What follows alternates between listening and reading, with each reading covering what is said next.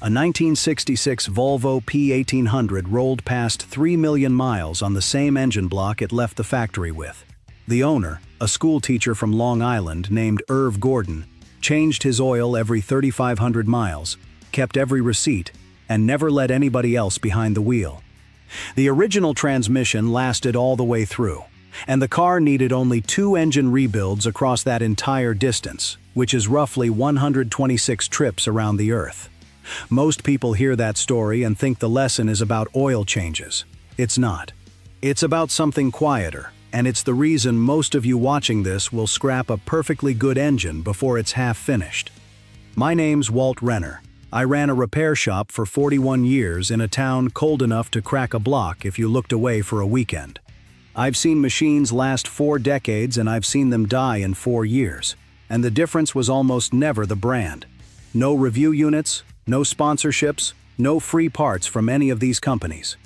Here's what I want you to sit with for the next 20 minutes. You think the gap between a 200,000-mile car and a 500,000-mile car is the engine. It's not. The engine is almost never what kills the car. What kills the car is one repair that costs more than the car is worth, and the owner walks away because the math stopped making sense. A 500,000-mile car is not a car that never broke. It's a car where nothing was ever allowed to get expensive, and almost none of that is maintenance, the way people mean it when they say the word. An IC Cars study that analyzed almost 400 million vehicles found that the average car has only a 4.8% predicted chance of reaching 250,000 miles, not 500,000. 250,000. So the cars that go twice that far aren't doing one thing right. They're avoiding 17 things that end every other car on the road. Number 14 is a fluid most people never think about until it's a $4,000 bill. Number 7 is the part of your car that's rusting right now while the paint looks fine. And number 1 is the habit that has nothing to do with a wrench, and it's the one that separates every high-mileage car I've ever seen from every car I've watched get crushed. Number 17. The Automatic Transmission Rebuilders Association published a number that should make you angry. 90% of all automatic transmission failures trace back to degraded fluid from heat. 9 out of 10. And here's what makes that worse. Starting around 2010, manufacturers began printing lifetime fluid in their owner's manuals. Sounds like engineering. It's not. It's accounting. Lifetime means the length of the warranty period, and not 1 mile more. A transmission specialist I talked to put it bluntly. They refuse to service transmissions with extremely degraded fluid because they know the customer will blame them when the unit fails a week later. The old fluid was holding worn parts together, and flushing it out finishes the job the neglect started. So now you're stuck. Skip the fluid change and the transmission dies slowly from heat. Wait too long and the fluid change itself can trigger the failure. The window where it's cheap and safe is somewhere around 60,000 miles, and most people drive right past it because the manual said, lifetime. A transmission rebuild runs $2,500 to $5,500. A fluid change runs $150 to $300. That's the math. That's the whole sermon. Number 16. Brake lines. In salt states, steel brake lines corrode from the inside out. A line ruptures, you lose brakes, and the car that was running perfectly yesterday is now a safety hazard nobody wants to fix on a 15-year-old vehicle. A brake line replacement runs $150 to $300 per line if you catch it. If you don't catch it, you catch the guardrail. Number 15. Wheel bearings. You'll hear a hum first, then a growl. A wheel bearing costs $150 to $400 to replace. Ignore it and the wheel can seize or separate at highway speed. Every high-mileage car I've seen had its bearings replaced at least once, and the owner didn't wait for the growl to become a grind. Number 14. CV boots. The rubber boot covering your axle joint cracks. Grease leaks out, dirt gets in, and the joint that was going to last 200,000 miles is now grinding itself apart. A boot replacement is $100 to $200. A full CV axle replacement after the joint fails is $300 to $700. The boot check takes 30 seconds on a lift. Every oil change, look down. Number 13. Power steering fluid. Most people don't even know it exists. It breaks down, the pump works harder, the rack wears faster, and by 140,000 miles, you're looking at a $900 rack and pinion job that started as a $30 fluid swap nobody told you about. Here's the pattern, friend. 4 different parts, 4 different systems, and the story is always the same. A cheap, quiet job that nobody schedules turns into an expensive, loud emergency that makes someone say, "I'm not putting that kind of money into this car." That sentence has killed more cars than any engine failure. Number 12. Coolant does 2 things people know about. It keeps the engine from freezing and keeps it from overheating. It does a 3rd thing people forget. It prevents electrolysis, which is an electrical current that eats metal from the inside. Old coolant loses its corrosion inhibitors. When that happens, the coolant itself becomes the acid. It starts dissolving the water pump impeller, the heater core, the radiator tubes, and the head gasket sealing surfaces. A head gasket failure caused by old coolant will cost you $1,500 to $3,000 in labor alone, because pulling the head off an engine is an all-day job. And if the head warped from overheating before you caught the leak, you're adding a machine shop bill on top. The flush costs $100 to $150. The interval is roughly every 30,000 to 50,000 miles, or every 5 years, whichever comes first. And here's the part people miss. The thermostat lives inside the cooling system, and it sticks. A stuck thermostat costs $15 for the part. A stuck thermostat that overheats the engine once, for 8 minutes, can warp a cylinder head that costs $2,000 to fix. One overheat. 8 minutes. That's not wear and tear, friend. That's a $15 part nobody checked. Every car I've ever seen past 400,000 miles had its cooling system flushed on a schedule, and the thermostat replaced at least twice. Not because it failed, because the owner didn't wait for it to fail. That word, lifetime, isn't just on your transmission fluid. It's on cabin filters, fuel filters, differential oil, transfer case fluid. Anywhere a manufacturer can push a service interval past the warranty window so the failure lands on you instead of them. I trusted a top-rated coolant in my own truck once. 5 stars, best seller on the shelf. 18 months later, the water pump impeller looked like someone had taken a file to it. The one independent chemical resistance test that would have told me the truth before I poured it in existed. It just wasn't anywhere near the listing. I started keeping notes after that so I'd never get burned the same way twice. Those notes turned into a book called The Bench Test. The 4 questions I run before I trust anything. A directory of every free database that holds real test data, with the steps to search it yourself, and a decoder for every seal on a box, including which ones the company gave to itself.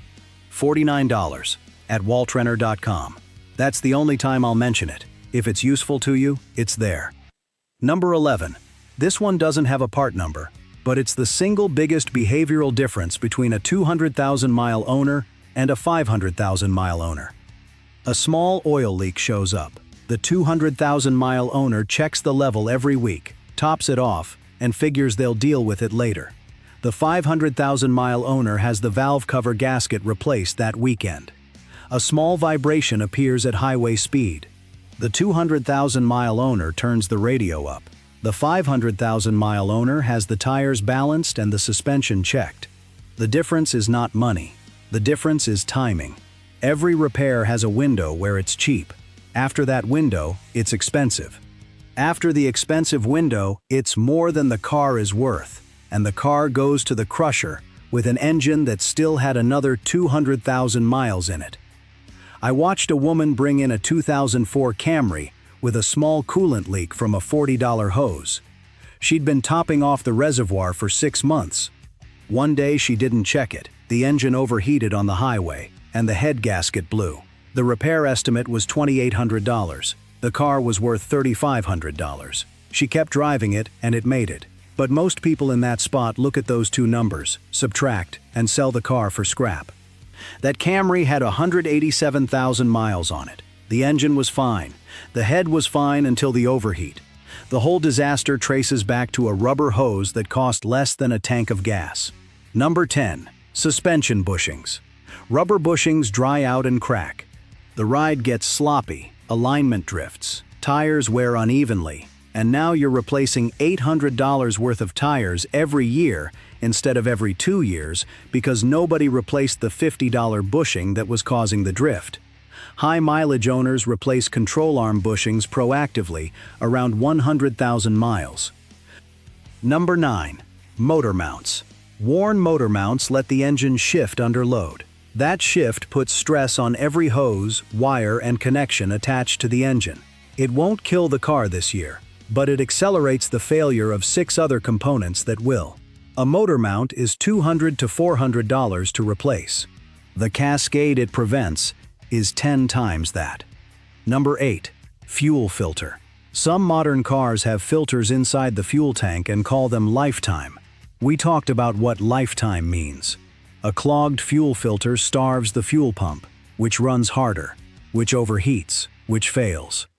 A fuel pump replacement on a modern car averages $500 to $1,000 because the pump is inside the tank. The filter change that would have prevented it costs $15 to $75. The villain isn't the design. The villain is the word lifetime, printed in a manual written by someone who doesn't pay for your repairs. Number 7. The serpentine belt and tensioner. The belt drives your alternator, power steering, water pump, and AC compressor. When the tensioner bearing fails, the belt shreds in about 4 seconds. If it takes the water pump pulley with it, you're overheating before you can pull over. Replace the belt and tensioner together every 60,000 to 90,000 miles. The pair costs $50 to $100 in parts. What it prevents is worth 20 times that. I want you to notice something about every item in that cluster. Not one of them is an engine part. Not one. The engine is sitting there doing its job. And all around it, the cheap support systems are rotting, cracking, and drying out because nobody looks at them until they fail. That's how most cars die, friend. The engine outlives everything around it, and one day the bill to save the car is bigger than what the car is worth. Number 6. Toyota spent $3.4 billion settling a single class-action lawsuit over rusted frames on Tacomas, Tundras, and Sequoias. 1.5 million vehicles. $15,000 per frame replacement. And these weren't cheap trucks built to fail. They were Toyotas, the brand that tops every longevity study on the planet. Toyota's own vehicles have a 17.8% chance of reaching 250,000 miles, nearly 4 times the industry average, according to IC Cars. And rust nearly destroyed them anyway. Here's the part that should bother you. Frame rust doesn't care what brand you drive. It cares whether you live somewhere that salts the roads in winter. Road salt clings to the underside of your car, sits in the seams and crevices, and eats steel from the inside out. A car can look perfect on the outside, while the subframe underneath is soft enough to poke your finger through. I've seen it on GMs with 50,000 miles. Not 500,000, 50,000. Brake lines corrode, spring hangers rot, control arm mounts weaken, and none of it is visible unless you get under the car and look, which almost nobody does until something fails an inspection or snaps at highway speed. The fix is stupid simple. Once a month in winter, run your car through a wash that sprays the undercarriage.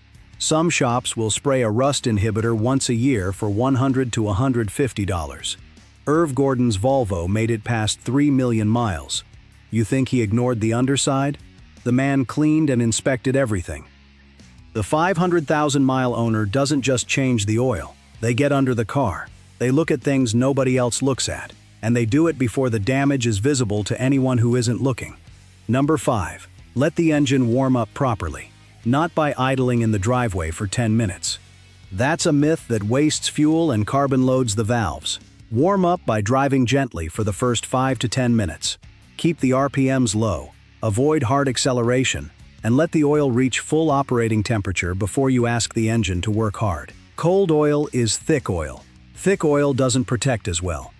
Every 500,000-mile car I've researched had an owner who drove the first few miles like a person who understood what cold metal does under stress. Number 4. Keep records of everything.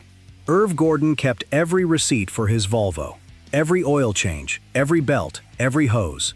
Not because he was obsessive, because records are how you remember that the water pump is due, that the timing belt was last done 80,000 miles ago, that the coolant hasn't been flushed since 2019. Memory doesn't work at these distances. Paper does. A $2 notebook has saved more engines than any additive you can pour in the crankcase. Number 3. Use the manufacturer's specified fluids, not universal transmission fluid, not whatever's cheapest at the parts store.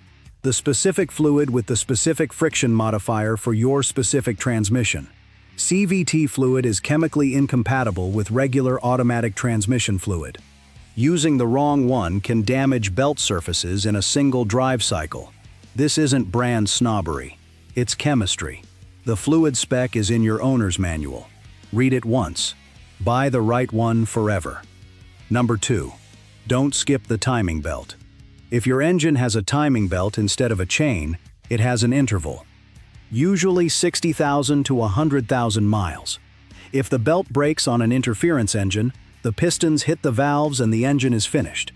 Not needs a repair, finished.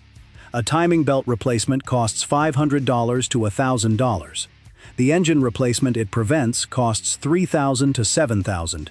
This is not a gradual failure. There is no warning noise. The belt snaps and you are done. Number 1. Every owner of a 500,000-mile car I've studied, every interview, every forum post, every Irv Gordon tip sheet, they all say some version of the same thing, and none of them call it maintenance. They listen. Not with a stethoscope, not with a scan tool, with their hands on the wheel and their foot on the brake and their ears open and their memory running. They know what the car sounds like on a Tuesday morning at 35 miles an hour. They know what the brakes feel like after the first stop of the day. They know how the shifter moves between second and third. And the moment any of that changes, even slightly, they find out why. Irv Gordon said it himself in an interview with Volvo. Pay attention to any sounds your car makes and address issues proactively. He didn't say, follow the maintenance schedule. He said, listen and act. The schedule is a minimum. The car is telling you what it needs, and the only question is whether you're paying attention. Most people treat a car the way they treat a light bulb. It works until it doesn't, and then they replace it. A 500,000-mile owner treats a car the way a pilot treats a plane. Every sound is data. Every vibration is a sentence. And the car doesn't have to shout before they respond. That's the habit. That's the one that holds all the other 16 together. Because you can change every fluid on schedule, replace every belt on time, flush the coolant, wash the undercarriage, and keep perfect records. But if you drive past a new noise for 6 months because you're hoping it goes away, you're going to hit the number that kills the car. The number where the repair costs more than the car is worth, and you walk away from an engine that had another 250,000 miles in it. Otto, my father, had a phrase he'd say when somebody brought a machine into the shop and told him it just stopped working. He'd look at the machine, then look at the person, and say, "It didn't just stop. It's been telling you for months. You just weren't listening." Here's what I want you to carry past this video, friend. 2 questions. Ask them about your car this week. 1. Is there anything on this car right now, any noise, any leak, any light, any wobble, that I've been meaning to look at and haven't?